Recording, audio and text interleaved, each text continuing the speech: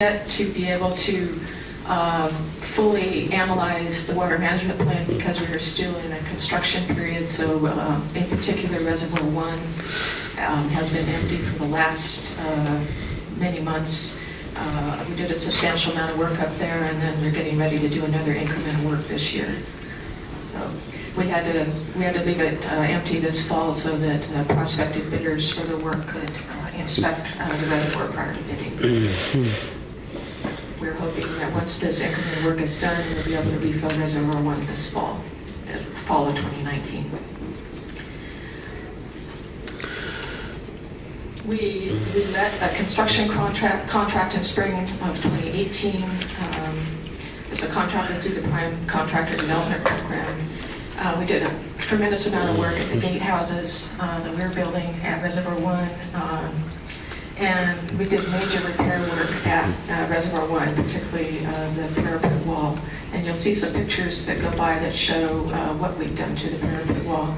It's very beautiful now compared to what it used to look like. We also replaced a Reservoir 5 dam fence on the stairs going between Reservoir 5 and Reservoir 6. We had a chain link fence there that was put in around 1998. When we were regulated by FERC. It was not compatible at all with historic structures up there.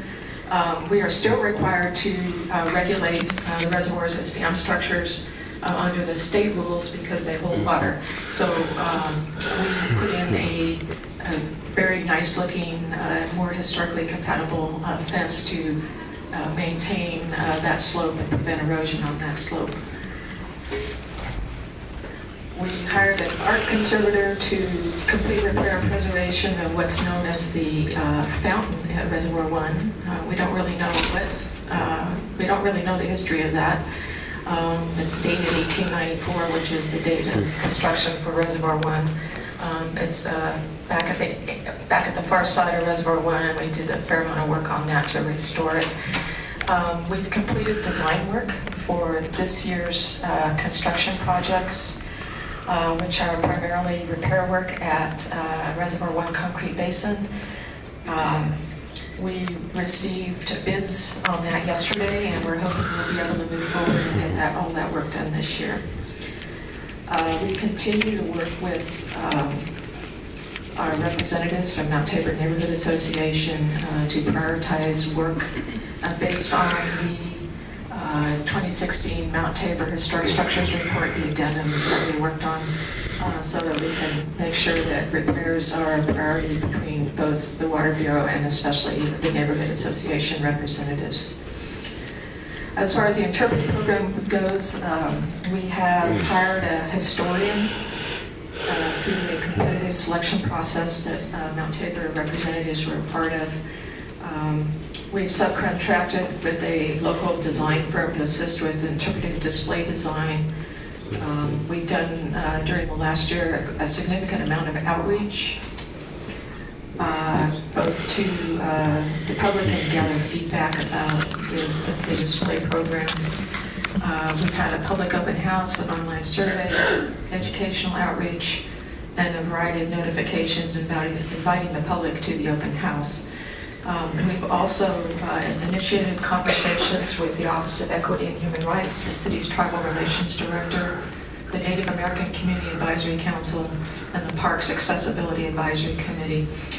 These are ongoing conversations. The entire project team will participate in further as the project displays take shape. We also continue to have a dialogue with stakeholders and recommend a preferred design approach to ensure the project considers multiple perspectives and is accessible to all park users. We do know that the interpretive program will consist of a series of on-site interpretive display panels joining text and photographs, which will be augmented by a mobile application. So those in the younger generation who know how to use their phones can go around to the site and bring up information as they wander the reservoir sites. Our goal is to have construction or completion of the interpretive project in June of 2020. So as I said earlier, we have our allocation of construction funds through this fiscal year is about $2.9 million. We expect through the end of the fiscal year we will have spent all of that with now that we've opened bids for the Reservoir One basin repair work.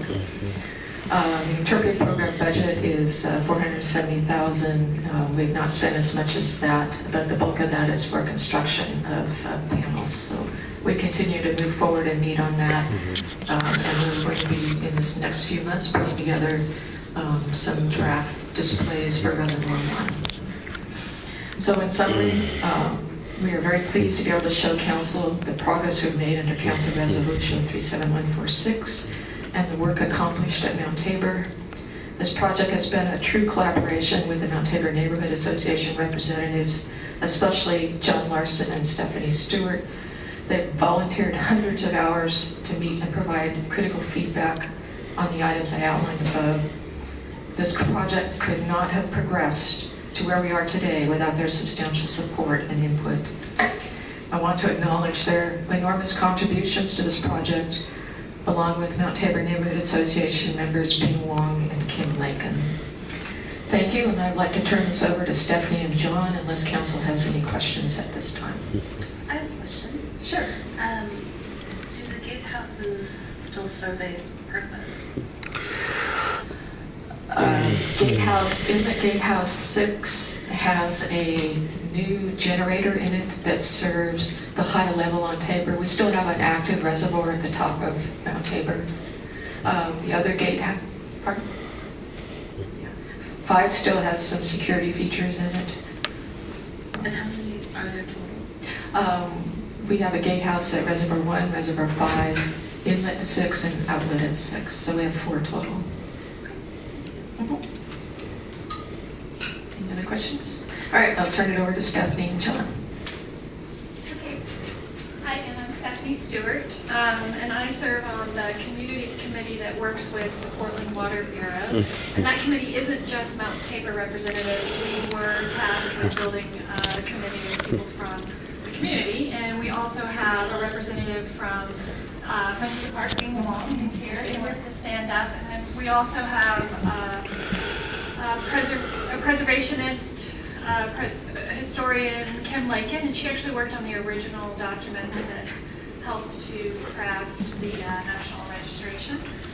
And of course, we have people who wanted to be involved who just couldn't afford the time.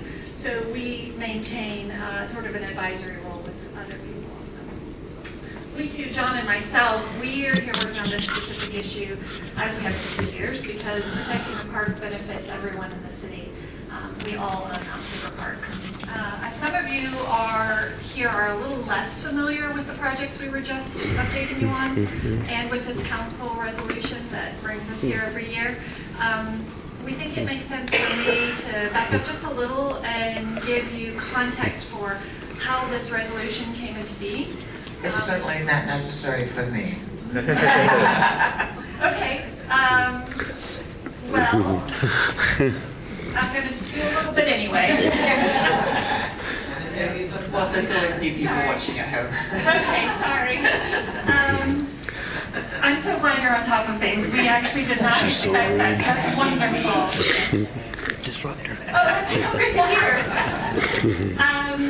Okay, well, unfortunately, this means, from what I'm going to speak about, means we're going back to the bad old days, which I hate to do. I'm sorry for that, but we're going to go ahead and do it. But it's another way for you to see how much progress we've made, right? The relationships are so much stronger than what they were.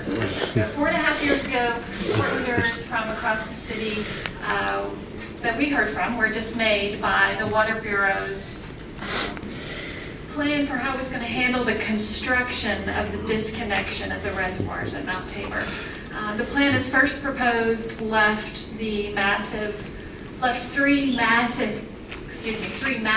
concrete reservoirs empty and neglected in the heart of one of our city's finest parks, and consequently at the center of a nationally registered historic district that is Mount Tabor. The character of Mount Tabor Park was to be forever changed, and without, as it seemed to the community, sensible planning. So people from the community entered into a legal process seeking to compel the Water Bureau to properly care for Mount Tabor's public assets, those being that nationally registered historic reservoirs and their other registered structures, the nationally registered historic park with its protected views across the waters, and of course what they are together, which is a sanctuary for Portlanders arrested from city life.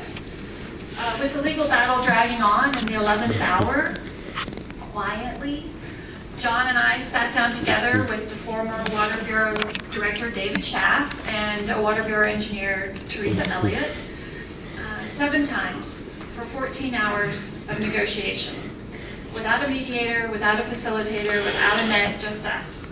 And together with the Water Bureau, we brought to City Council an elegant solution that settled the dispute for care. Neither the citizens nor the Water Bureau got everything that they wanted. Both sides compromised more than we thought we could in the beginning. But we captured our agreement, our solution, in the form of the council resolution that brings us here today. Our solution did not involve a costly redesign of the site. It did meet the requirements imposed by multiple levels of local, state, and federal regulations for historic resources. And it dealt with that shared responsibility we have to care for publicly owned historic resources and public spaces. The solution recognized that the Water Bureau must continue to own the site because the pipes beneath it are essential to the drinking water system. It honored the city's policy that capital assets must be maintained. And I want to be clear concerning this very last point about our solution. It is and continues to be the most cost-effective way to do all of the above. The members of City Council applauded that solution and sent us away with the charge to keep working together in order to make that viable. And we've taken that charge seriously, building a community team that has contributed literally thousands of hours of free labor. Hi, John Larson. I want to thank you for the opportunity to appear before you today. And I would like to say a little bit about the process that has evolved out of where we were back in the summer of 2015. As Stephanie's indicated, this was historically a very contentious situation, and it sounds like you're all aware of that, which by the summer of 2015 had been building for well over a decade. Stephanie and I worked together with David Schaff and Teresa Elliott to craft the compromise that is embodied in Council Resolution number 37146. But this was new territory for two groups that had long been locked into adversarial positions, and none of us were quite sure how the process that we were proposing would play out in practice. The negotiation had itself been difficult and quite tense at times, and now we were taking a leap of faith, really a leap of trust, on the part of both Portland Water Bureau and the neighborhood, that we could find a way to break down the barriers built up over years of disagreement and mutual suspicion, and find a way to work together to care for these publicly owned historic treasures. This experiment was greatly aided by the confidence exhibited by the members of the City Council in adopting the resolution, and in particular by the encouragement of Commissioner Fish, then the Director of the Water Bureau, and now the Director of Parks and Recreation, and Commissioner Fritz, then the Director of Parks, and now the Director of the Water Bureau, each of whom directed their respective bureaus from the outset to embrace the spirit of the resolution and to work collaboratively with the community in a way that was not necessarily familiar or comfortable for Bureau staff. We continue to be grateful for the Commissioner's support. Mike Sturr, the Director of the Portland Water Bureau, who had inherited this resolution from his immediate predecessor, has been unreserved in his support for our collaboration, and we appreciate his encouragement enormously. And we, together with the other community participants in the preservation and interpretive projects, have been extremely gratified by the thoughtful approach and diligence of Water Bureau staff who have been our partners in building a collaborative relationship between the Bureau and the community around the Mount Tabor reservoirs. This has not always been easy. There have, of course, been occasional missteps and misunderstandings in the transition from adversaries to collaborators. But for the most part, we've been successful individually and collectively, and we have been extremely mindful of the trust placed in this team by the City Council. We've all worked diligently to ensure that the taxpayer funds allocated to this project are carefully and thoughtfully spent in order to provide the best value in return. Today we would like in particular to acknowledge the contribution of Mary Ellen Clementine sitting here with us, who is now retiring. She has been our partner from the beginning in establishing a productive working relationship, along with her colleague David Gray, now also retired. It has been a profound pleasure to work with both of them, and we miss them greatly. By this time, I believe that all of us see ourselves as doing something more than working to sustain a public resource. Through this collaborative effort, we've been exploring a more robust and productive model for public engagement. As board members of the Neighborhood Association, both Stephanie and I have had a great deal of experience with civic participation, going back decades and working with a broad swath of city bureaus. Although public involvement is a strongly held value in this city, it often manifests as a bureau presenting community members with what is essentially a